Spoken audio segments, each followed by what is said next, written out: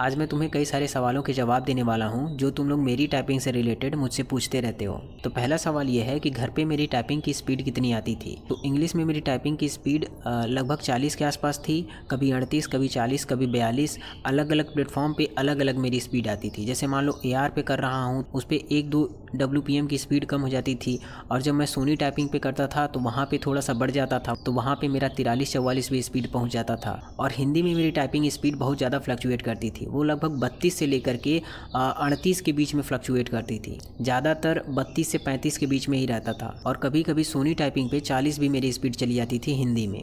तो हिंदी में काफ़ी ज़्यादा फ्लक्चुएट करता था। अगला सवाल ये है कि मैंने कितने महीने में टाइपिंग सीख लिया था। तो यार देखो, मैंने लगभग 2 महीने में टाइपिंग सीख लिया था और मेरी अच्छी खासी स्पीड आ गई थी। लेकिन उसके बाद मैंने टाइपिंग करना छोड़ दिया था क्योंकि सामने कई सारे एग्ज़ाम आ गए थे। जैसे UP PCS का था, RO ARO का था, बिहार PCS का था, इसीलिए मैं टाइपिंग नहीं कर पाया था। और जब टाइपिंग एग्ज़ाम आ गया था तो उसके 1-2 महीने पहले से ही मैं अच्छे से प्रैक्टिस करने लगा था। लगभग 3-3, 4-4 घंटे मैं डेली प्रैक्टिस करने लगा था, और इस तरीके से मैंने पहले ही बार में अपना टाइपिंग क्वालिफाई कर लिया। अगला सवाल ये है कि मेरा बैक स्पेस कितना जाता था। तो मेरा बैक स्पेस लगभग 60 के आसपास जाता था, कभी कभी 70, कभी कभी 80 भी पहुंच जाता था। अगर 80 से ऊपर जाने लगता था तो मुझे टेंशन होने लगता था भाई, मतलब वहाँ पे स्पीड बहुत ज़्यादा मेरी कम हो जाती थी। लेकिन एवरेज बैक स्पेस मैं 60 के आसपास यूज कर रहा था। देखो यार, मुझे ऐसा लगता है ना कि 100 से ज़्यादा बैक स्पेस यूज नहीं करना चाहिए, उससे कम ही यूज करने की कोशिश करना। देखो, क्वालिफाई करने वाले 200-200 बैक स्पेस में क्वालिफाई कर लेते हैं, लेकिन आप उतना ज़्यादा बैक स्पेस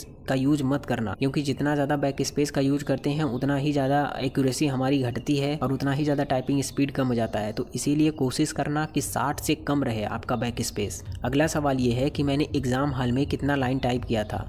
तो इंग्लिश में मैंने लगभग 5 लाइन के आसपास टाइप किया था, 3-4 वर्ड कम थे, लगभग 5 लाइन था। और हिंदी में मैंने लगभग 4 लाइन के आसपास किया था। 3.5 से अधिक था और 4 से कम था, बीचों बीच था। देखो यार, लाइन के पीछे मत पड़ो, लाइन के चक्कर में पड़ोगे तो और ज़्यादा प्रेशर तुमको फील होगा कि मुझको 5 लाइन करना है, मुझको 6 लाइन करना है, और तुम्हारा ध्यान इसी चीज़ पे रहेगा भाई, और तुमको और ज़्यादा प्रेशर महसूस होने लगेगा। इसीलिए लाइन के चक्कर में मत पड़ो, बस एक एक वर्ड पे फोकस करो, एक एक अक्षर को टाइप करते हुए चलते चल जाओ। किसी ने मुझसे ये पूछा था कि भाई ये आपका कौन सा अटेम्प्ट है।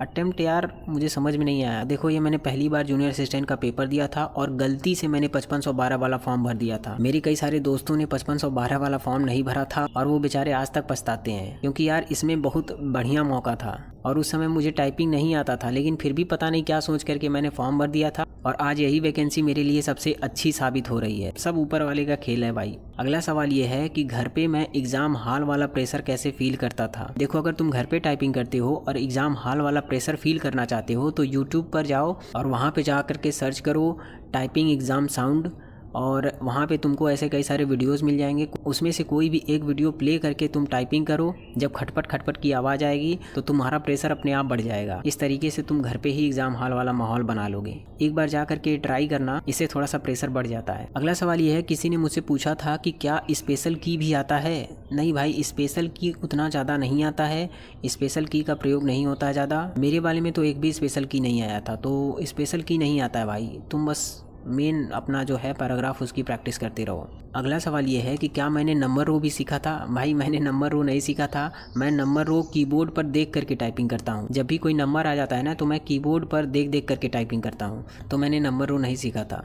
यार मैंने बेसिक सीखने में बहुत ज़्यादा टाइम नहीं लगाया था, मैं डायरेक्ट प्रैक्टिस पे आ गया था, इसीलिए मैंने नंबर उम्बर रो पे ज़्यादा प्रैक्टिस नहीं किया, और नंबर बहुत ज़्यादा पूछा भी नहीं जाता है, तो इसीलिए मैंने ज़्यादा सीखा भी नहीं उसको। जब नंबर आता है तो देख करके टाइपिंग कर लेता हूँ। अगला सवाल ये है कि हिंदी में मैं कौन से फॉन्ट पे टाइपिंग करता था। हिंदी में मैंने मंगल फॉन्ट सीखा था, क्योंकि मंगल सीखना यार बहुत ही आसान है। कृतदेव में बहुत ज़्यादा कोड याद करना पड़ता है यार, और मंगल में ज़्यादा कोड है नहीं। मंगल में बस कुछ ही कोड याद करना पड़ता है और वो भी ज़्यादा नहीं पूछा जाता है, तो मंगल मेरे लिए सीखना आसान था, इसीलिए मैंने मंगल सीखा था। लेकिन जिन्होंने कृतदेव पे सीखना शुरू कर दिया है वो लोग वही सीखो, मतलब बार बार चेंज मत करो, एक ही पे स्ट्रिक रहो, अपना उसी पे बार बार प्रैक्टिस करो। तो इतने सारे सवालों के आज मैंने जवाब दे दिया। तो और भी कोई सवाल हो तो कमेंट करके पूछ सकते हो, या तो मेरा टेलीग्राम चैनल पे ज्वाइन कर सकते हो, वहाँ पे मैं आपको मैसेज करके आपके सारे रिप्लाई कर सकता हूँ। Okay bye.